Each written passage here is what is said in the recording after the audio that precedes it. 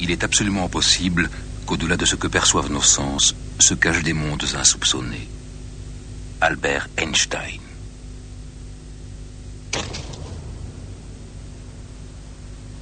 Dans quel monde vivons-nous? Quelle est sa nature? Une seconde dure-t-elle toujours une seconde? Et un mètre mesure-t-il partout un mètre? Est-ce que le temps et l'espace sont constants?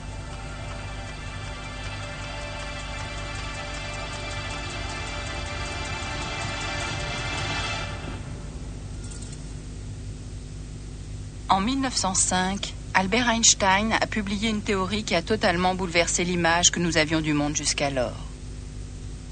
Il a découvert que le temps peut s'écouler plus lentement et que l'espace peut se contracter. Il a ainsi ouvert la porte sur un monde inconnu et mystérieux, au-delà de nos perceptions traditionnelles. Un monde en apparence inaccessible, et pourtant à portée de main.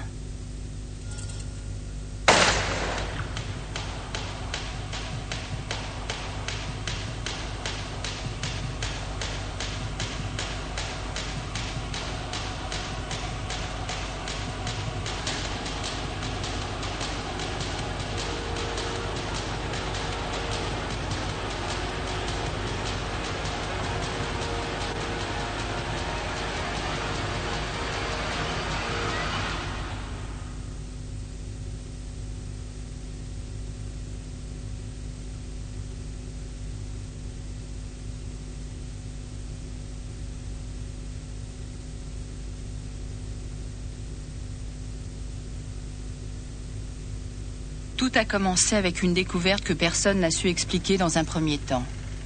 À la fin du XIXe siècle, deux physiciens, Albert Michelson et Édouard Morley, ont essayé de mesurer la vitesse de la lumière.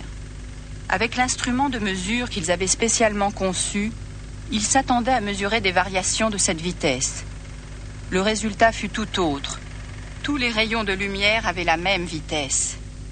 Et ils eurent beau répéter leur expérience, ils retombaient sur ce paradoxe, en contradiction avec les lois de la physique alors connues, selon lesquelles le mouvement dépend du référentiel où on le mesure.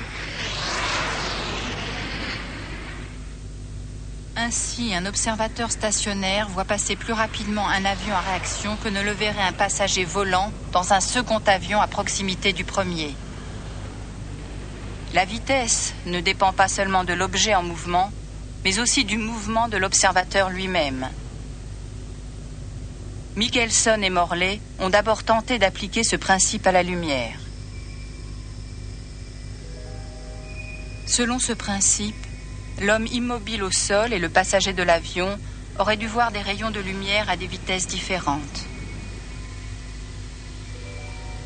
Et si le passager avait avancé aussi vite que la lumière, il aurait même pu avoir l'impression que les rayons de lumière faisaient du surplace. De la lumière qui ne bouge pas. Einstein ne pouvait pas imaginer ça. Pour lui, il était plutôt vraisemblable que les rayons de lumière aient toujours la même vitesse. Il prit donc les résultats de Michelson et Morley au sérieux. Effectivement, comme nous le savons aujourd'hui, quelles que soient les circonstances, les photons se déplacent à 299 792 km/s.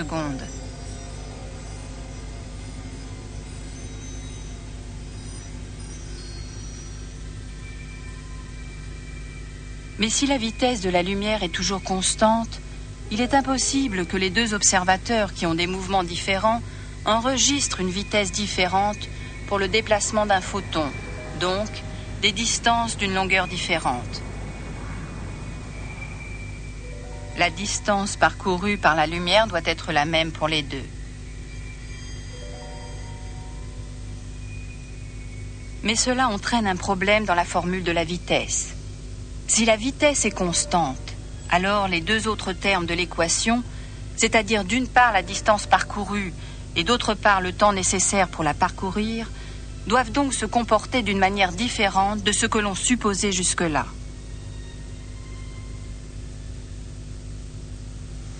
Et si l'espace et le temps n'étaient pas des constantes de la nature comme on l'a cru pendant des millénaires? Et si un mètre n'était pas partout un mètre? Et si une seconde ne durait pas toujours une seconde? L'être humain ne le vit-il pas exactement ainsi depuis des milliers d'années? Pourquoi vouloir tout bouleverser? Einstein était prêt à remettre en cause le caractère absolu de l'espace et du temps et de les relativiser. Pour lui, le temps était simplement ce que mesurait une horloge. Des heures, des minutes et des secondes.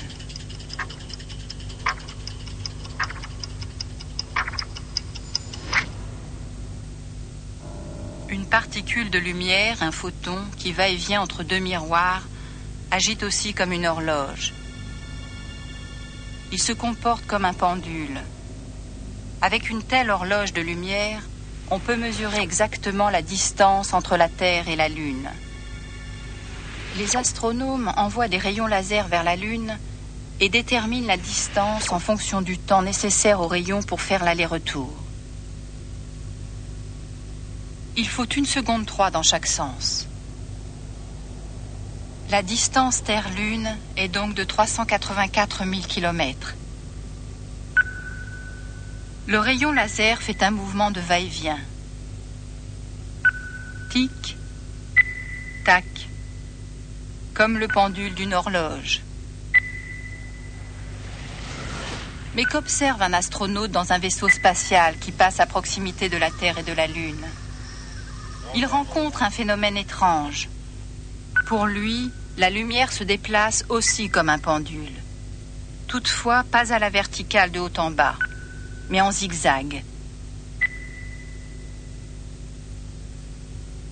Du point de vue de l'astronaute, le rayon laser doit donc parcourir une distance plus long que s'il était un simple observateur sur Terre. Si on compare les deux distances, il est alors clair que pour l'observateur stationnaire au sol, la distance est plus courte et que pour l'astronaute, elle est plus longue. Étant donné que la lumière ne peut avoir qu'une seule vitesse, elle ne peut pas compenser la différence. C'est pour cette raison qu'elle a besoin de plus de temps. Ainsi, du point de vue de l'astronaute, le pendule de la lumière marche plus lentement. Cela signifie que le temps s'écoule plus lentement pour lui.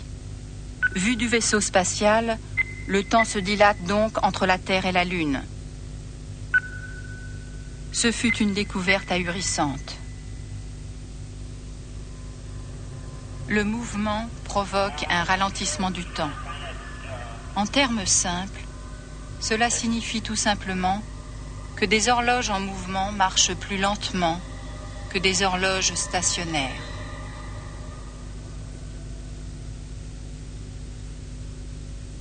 Ce n'est que 50 ans plus tard que la théorie d'Einstein a pu être démontrée de manière pratique. Après l'invention de l'horloge atomique, qui permet des mesures extrêmement précises, une expérience appropriée a enfin été possible. L'un de ces instruments de précision a été installé dans un avion pour un vol de plusieurs heures. Une deuxième horloge atomique est restée stationnaire sur Terre. On a finalement observé que l'horloge de l'avion était plus lente. Il ne s'agissait que de quelques nanosecondes, mais la différence était réelle. Et cette infime différence ne tenait qu'à la vitesse de l'avion. Si les scientifiques avaient utilisé un avion beaucoup plus rapide, la différence de temps aurait été plus importante.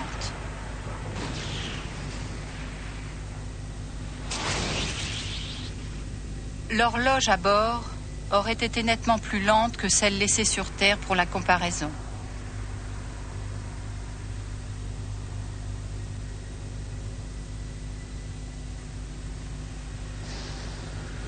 Tous les processus d'un système en mouvement sont touchés par la dilatation du temps. Ainsi, toutes les fonctions du corps humain sont ralenties.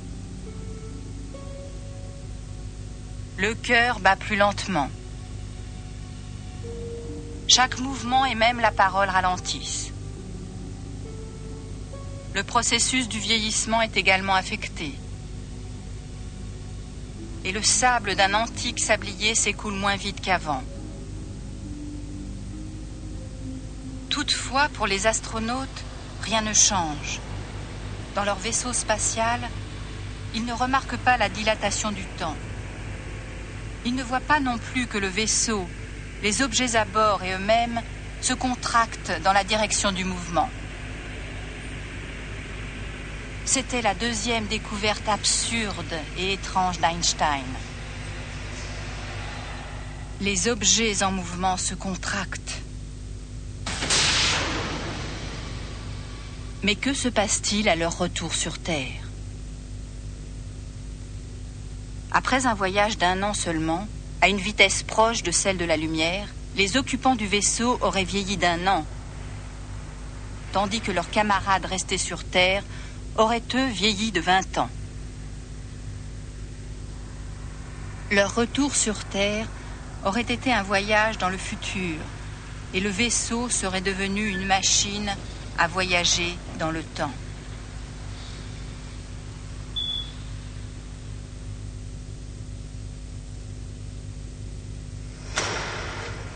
L'espace et le temps sont donc relatifs. Tous ceux qui passent à côté de nous vieillissent plus lentement tout en se contractant. Nous ne le voyons pas, car nos vitesses sont bien trop faibles. Les phénomènes qui résultent de la théorie de la relativité d'Einstein ne s'observent clairement qu'à partir de 10% environ de la vitesse de la lumière. C'est 30 000 fois plus vite que le plus moderne des vaisseaux spatiaux. 100 millions de km/h. Si on pouvait lancer une navette spatiale à cette vitesse, les astronautes observeraient de leurs propres yeux le ralentissement du temps. Mais quoi qu'il se passe, ils le verraient au ralenti. Par exemple, un astéroïde qui croiserait la trajectoire d'une planète et s'y écraserait tomberait, de leur point de vue, à une vitesse anormalement lente sur la surface.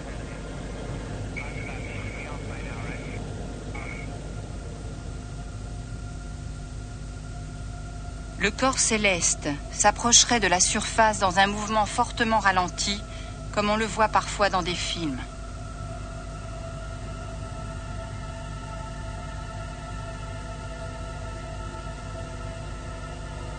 Il toucherait la planète presque en douceur et pourtant les dégâts seraient effroyables.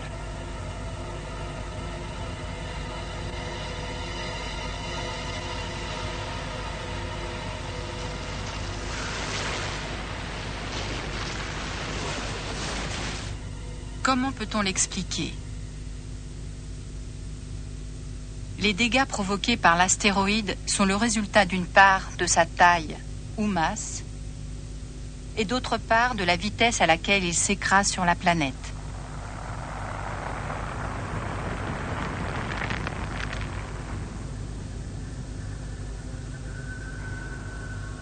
Si les astronautes voient l'astéroïde tomber doucement, mais que les dégâts provoqués sont ceux que produirait un choc à vitesse normale, alors, à leurs yeux, sa masse doit logiquement être plus grande.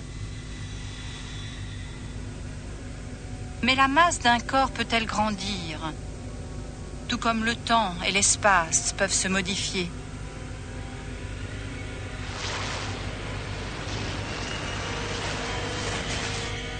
Elle le peut, dit Einstein. Plus un corps se déplace rapidement, plus sa masse augmente.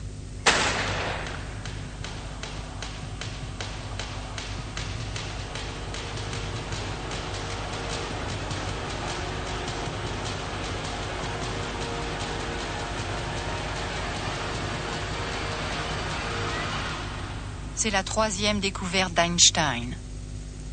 Tandis qu'il s'attaque au phénomène en le mettant en équation, il constate que la masse n'est rien d'autre que de l'énergie sous une forme particulière. C'est la conclusion la plus importante de sa théorie de la relativité. Cette énergie peut être calculée mathématiquement en multipliant la masse par le carré de la vitesse de la lumière. E égale mc2. La formule la plus célèbre du monde.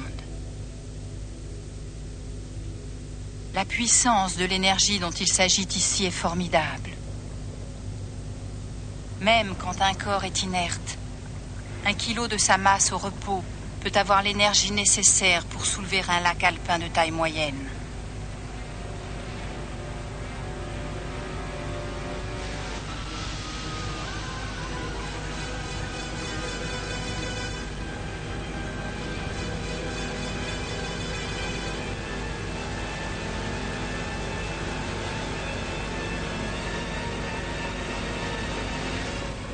La proportion est sidérante.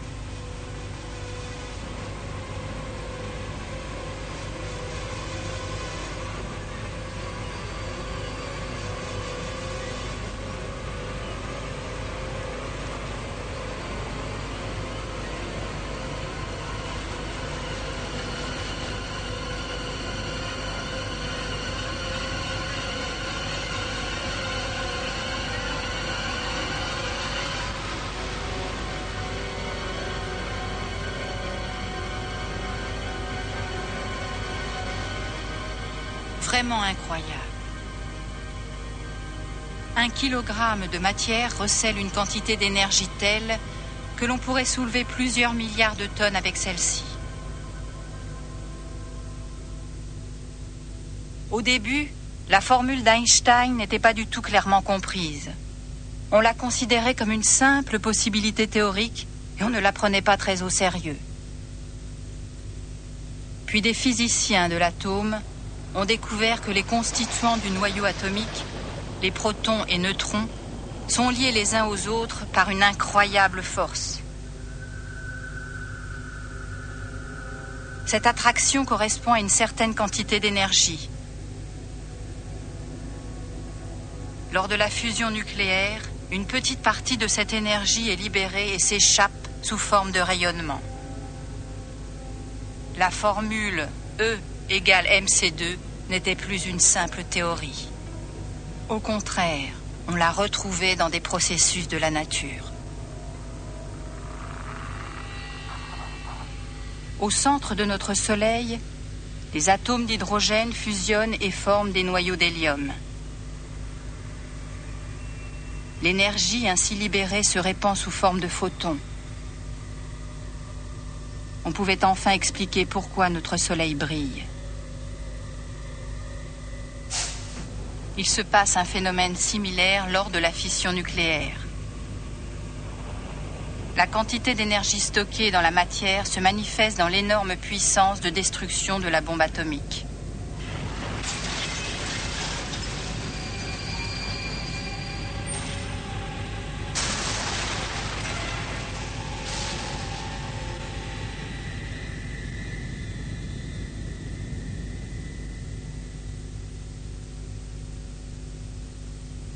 Einstein a réussi quelque chose d'exceptionnel. Il a développé une nouvelle compréhension de l'espace et du temps et ainsi redéfini certaines lois de la nature. Mais il a aussi compris que son concept avait des limites. C'est seulement lorsque des systèmes passent à la même vitesse et en ligne droite à côté d'un observateur qu'ils rétrécissent et que les mécanismes des horloges ralentissent. C'est la raison pour laquelle ces effets sont appelés théorie de la relativité restreinte.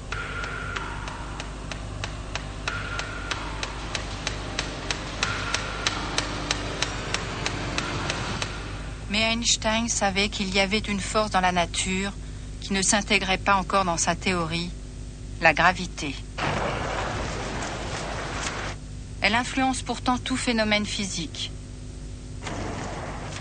Il était évident qu'il devait élargir sa théorie.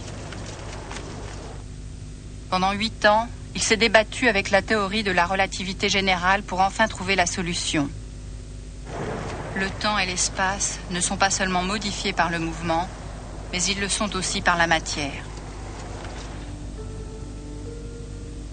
De grands corps célestes, comme notre planète, ralentissent aussi l'écoulement du temps. Plus nous nous approchons du centre de la Terre, plus nos horloges ralentissent. Près de la mer, le temps s'écoule plus lentement qu'au sommet d'une montagne. Au sol, plus lentement qu'en haut d'une tour. Même entre la tête et les pieds, il y a encore une petite différence. Et à 25 000 km d'altitude, la différence de temps avec le sol est si importante qu'elle doit être prise en compte par les satellites de positionnement GPS. Sans cette correction, le calcul de la position à la surface de la Terre serait erroné. Étant donné que la matière influence aussi l'espace, les longueurs des corps changent quand ils s'approchent de corps célestes. Cela nous a conduit à une autre surprise. Si on fait passer une toise par le centre de la Terre pour en mesurer le diamètre, celle-ci rétrécit. Il y a ainsi de la place pour une plus grande longueur. Qu'est-ce que cela signifie? L'intérieur de notre planète est-il plus grand que sa circonférence ne le laisse imaginer? Einstein a en effet conclu que le volume au centre d'un espace se dilate à proximité d'un grand corps céleste. En termes simples, on peut dire que l'espace augmente. Mais peut-il grandir? On ne peut pas imaginer qu'il existe au centre de la Terre un volume plus grand qu'on ne le voit de l'extérieur. C'est pour cela que le phénomène a été simplifié en un modèle bidimensionnel.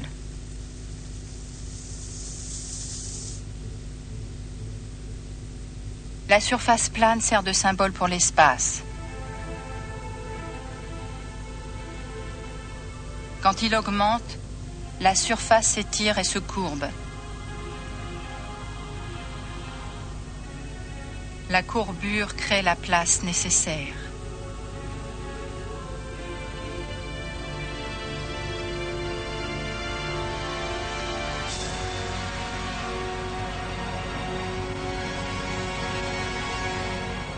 Ce fut le plus grand exploit d'Einstein.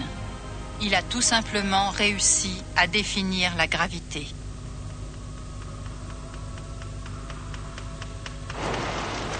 En d'autres termes, lorsque nous tombons, il n'y a pas de fil invisible qui nous tire vers le bas.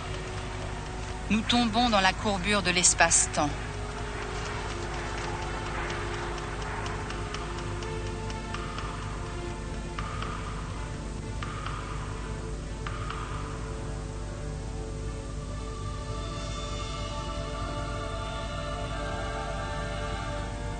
On peut à présent comprendre que l'orbite du satellite GPS autour de la Terre soit un mouvement influencé par la courbure de l'espace.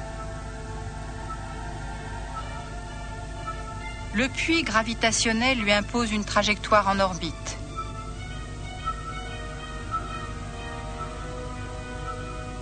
Sans elle, le satellite se déplacerait en ligne droite.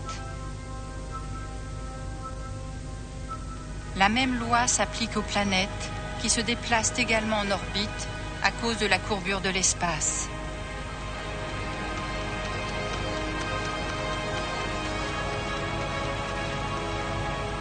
On a pu obtenir la preuve décisive de la courbure de l'espace en 1919 lors d'une éclipse du Soleil.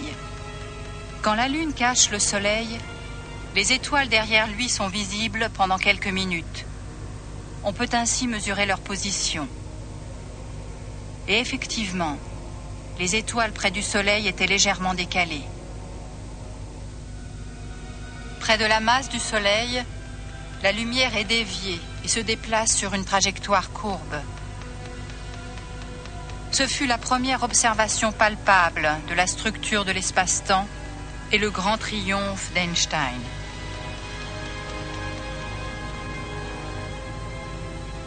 La théorie de la relativité prédit des courbures de l'espace encore plus extrêmes. Quand à la fin de son cycle de vie, une étoile s'effondre sur elle-même, ou implose sous l'énorme pression de sa propre gravité, elle courbe l'espace-temps de manière si intense qu'une partie d'elle-même s'isole du monde extérieur. Plus aucune lumière ne s'échappe du puits gravitationnel ainsi créé, et l'étoile devient invisible. C'est ce qu'on appelle un trou noir.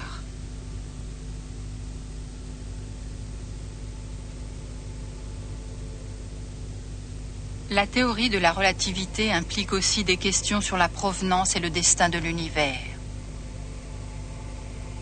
Selon ces équations, le cosmos est né à la suite d'un Big Bang et s'est développé dans un espace-temps courbé.